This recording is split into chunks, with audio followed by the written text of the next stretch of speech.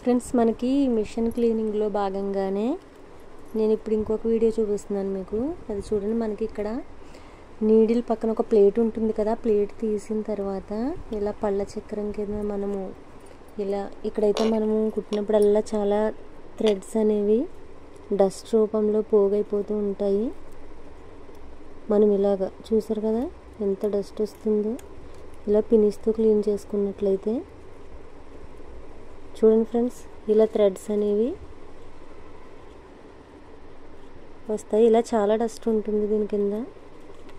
మనం ఈ విధంగా కనీసం వీక్లీ వన్స్ అయినా క్లీన్ చేసుకున్నట్లయితే మనకి డస్ట్ అంతా కూడా బయటకు వచ్చేస్తుంది. దీని ద్వారా కూడా మనకి సౌండ్ అనేది ఎక్కువగా వస్తుంది.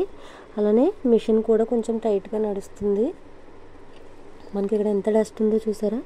మనం ఎంత ఎక్కువగా మిషన్ని వాడుతున్నాము అనే దాన్ని బట్టి క్లీనింగ్ అనేది చేసుకుంటూ ఉండాలి.